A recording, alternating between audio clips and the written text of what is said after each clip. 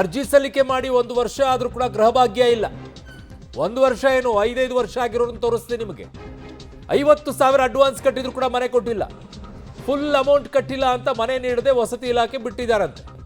ಕೋಗಿಲು ನಿರಾಶ್ರಿತರಿಗೆ ಮಾತ್ರ ಫಟಾಫಟ್ ಗೃಹಭಾಗ್ಯ. ಅದನ್ನೇ ಹೇಳ್ತಾ ಇದ್ದೀನಿ ನಾನು. ಬೈಯಪ್ಪನಹಳ್ಳಿಯ ರಾಜೀವ್ ಗಾಂಧಿ ವಸತಿ ಅಪಾರ್ಟ್ಮೆಂಟ್ ಎಷ್ಟು ಎಕ್ಸಾಂಪಲ್ ಕೊಡ್ಲಿ, ಫೋನ್ ಮಾಡಿ ಕೇಳ್ತಾರೆ, ಸರ್ ಇದು ಹಿಂಗಾಗಿದೆ, ಸರ್ ಅದು ಹಂಗಾಗಿದೆ ಅಂತ ಹೇಳಿ. 1 ವರ್ಷದ ಹಿಂದೆನೇ ಅರ್ಜಿ ಸಲ್ಲಿಕೆ ಮಾಡಿದ್ದಾರೆ. 1188 ಮನೆಗಳಿಗೆ 594 ಮಂದಿ ಅರ್ಜಿ ಸಲ್ಲಿಕೆ ಮಾಡಿದ್ದಾರೆ. ಬಿಬಿಎಂಪಿಯಿಂದ 5 ಲಕ್ಷ ಬಿಡುಗಡೆ ಆಗಿಲ್ಲ ಅಂತ ನಿರಾಕರಣೆ ಅಂತೆ. ಏನ್ರಿ ನಿಮ್ದು? ಇಲ್ಲಿ ಮಾತ್ರ 1ನೇ ತಾರೀಕೊಳಗಡೆಗೆ 5ನೇ ತಾರೀಕೊಳಗಡೆಗೆ ಮನೆ ಕೊಟ್ಟು ಬಿಡ್ತೀವಿ ಅಂತ. ಅಬ್ಬಬ್ಬಬ್ಬಬ್ಬ, ಎಂಥ ವ್ಯಾಮೋಹ, ಎಂತಹ ಪ್ರೀತಿ ಬಾಂಗ್ಲಾದಿಂದ ಬಂದಿರೋರ ಮೇಲೆ. ಅದರಲ್ಲೂ ಕೂಡ ಅದರಲ್ಲಿ ಹೆಚ್ಚು ಮುಸ್ಲಿಮರಿದ್ದಾರೆ ಅಂತ ಹೇಳಿ ಅದ್ರ ಬಗ್ಗೆ ಪ್ರೀತಿ ಜಾಸ್ತಿನಾ, ಅದ್ರ ಬಗ್ಗೆ ವ್ಯಾಮೋಹ ಜಾಸ್ತಿನಾ? ಯಾವುದ್ರ ಬಗ್ಗೆ ನಿಮ್ಮ ವ್ಯಾಮೋಹ? ಇಲ್ಲಿರೋರು ಜನ ಅಲ್ವಾ ನಿಮಗೆ? ಇಲ್ಲಿರೋರು ಯಾರು ಕೂಡ ನಿಮಗೆ ಮನೆ ಬೇಕು ಅಂತ ಕೇಳ್ತಾ ಇಲ್ವಾ ನಿಮ್ಮನ್ನ? ಆ ಸರ್ಕಾರಿ ಜಾಗದಲ್ಲಿ ಅಕ್ರಮವಾಗಿ ಕಟ್ಕೊಂಡಿರೋರ ಬಗ್ಗೆ ಇಷ್ಟೊಂದು ವ್ಯಾಮೋಹನ? ನನ್ನ ಸಹೋದ್ಯೋಗಿ ಲೋಕೇಶ್ ಕೊಡಗದಲ್ಲ ನನ್ನ ಸಂಪರ್ಕಕ್ಕೆ ಸಿಗ್ತಾ ಇದ್ದಾರೆ. ಲೋಕೇಶ್, ನಿಜಕ್ಕೂ ಕೂಡ ಶೇಮ್ ಅಂತ ಅನಿಸ್ತಾ ಇದೆ, ಕೋಪ ಬರ್ತಾ ಇದೆ. ಪಾಪ ಇಲ್ಲೇ ಹುಟ್ಟಿ ಇಲ್ಲೇ ಬೆಳೆದು ಕಷ್ಟಪಟ್ಕೊಂಡು ಒಂದು ಮನೆ ಇಲ್ಲ ರೀ, ಮನೆ ಕೊಡಿ, ನಾವು ಹೆಂಗಾದ್ರೂ ತಗೊಳ್ತೀವಿ ಅಂತ ಹೇಳ್ಬಿಟ್ಟು ದುಡ್ಡನ್ನು ನಾವು ಕಟ್ಕೊಂಡು ಹೋಗ್ತೀವಿ ಅಂದ್ರೂ ಕಟ್ಟಿದ ಮನೆನೂ ಕೊಡೋಕ್ಕೆ ಯೋಗ್ಯತೆ ಇಲ್ಲದೆ ಇರುವಂಥವ್ರು ಅಕ್ರಮವಾಗಿ ಬಂದು ಮನೆ ಕಟ್ಕೊಂಡಿರೋರಿಗೆ ನಾವು ಕೊಟ್ಬಿಡ್ತೀವಿ ಭಾಗ್ಯವನ್ನ, ಮನೆ ಭಾಗ್ಯವನ್ನ ಅಂತ ಹೇಳಿ. ಏನ್ರಿ ಅವ್ರದ್ದು ವ್ಯಾಮೋಹ?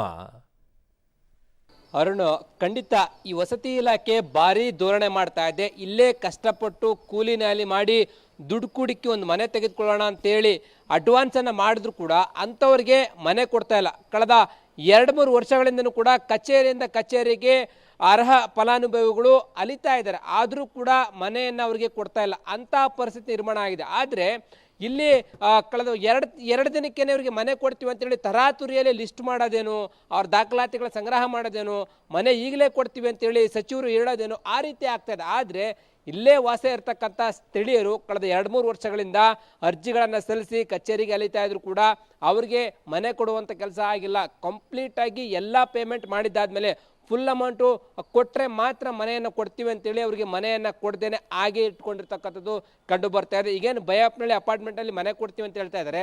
ಅಲ್ಲಿ 1188 ಮನೆಗಳಿವೆ. ಈಗಾಗಲೇ ಅಲ್ಲಿ 592 ಮಂದಿ ಅರ್ಜಿಯನ್ನು ಹಾಕ್ಕೊಂಡಿರ್ತಕ್ಕಂಥದ್ದು.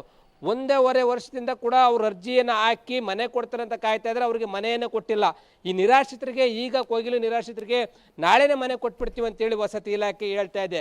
ಯಾಕಿಷ್ಟು ಧೋರಣೆ ಮಾಡ್ತಾ ಇದ್ದಾರೆ? ಇಲ್ಲೇ ವಾಸ ಮಾಡ್ತಾ ಇರ್ತಕ್ಕಂಥ ಜನ ಅವ್ರ ಬ್ಯಾಂಕ್ಗಳಲ್ಲಿ ಸಾಲ ತಗೊಂಡು ಲೋನನ್ನು ತೆಗೆದುಕೊಂಡು ಅಡ್ವಾನ್ಸನ್ನು ಮಾಡಿರ್ತಕ್ಕಂಥವ್ರಿಗೆ ಈಗ ಮನೆ ಕೊಡಲಿಕ್ಕೆ ಆಗ್ತಾ ಇಲ್ಲ. ಇದೊಂದೇ ಅಲ್ಲ, ರಾಜ್ಯಾದ್ಯಂತ ವ್ಯಾಪ್ತಿ ಕೂಡ 12,152 ಮನೆಗಳಿವೆ. ಆ 152 ಮನೆಗಳು ಕೂಡ ಅರ್ಜಿ ಸಲ್ಲಿಕೆ ಆಗಿದ್ರು ಕೂಡ 5 ವರ್ಷದಿಂದ ಇನ್ನೂ ಕೂಡ ಮನೆಗಳನ್ನು ಹಂಚಿಕೆ ಮಾಡ್ತಾ ಇಲ್ಲ. ಯಾಕೆಂದರೆ ಶಾಸಕರ ಕೋಟಾದಡಿ ಬರ್ತಕ್ಕಂಥ ಮನೆಗಳಿಗೆ ಶಾಸಕರ ವತಿಯಿಂದ ಅಮೌಂಟ್ ಬರುತ್ತೆ. BBMP ವತಿಯಿಂದ 5 ಲಕ್ಷ ಮತ್ತು ರಾಜೀವ್ ಗಾಂಧಿ ವಸತಿಯಿಂದ 3.5 ಲಕ್ಷ ಸಬ್ಸಿಡಿ.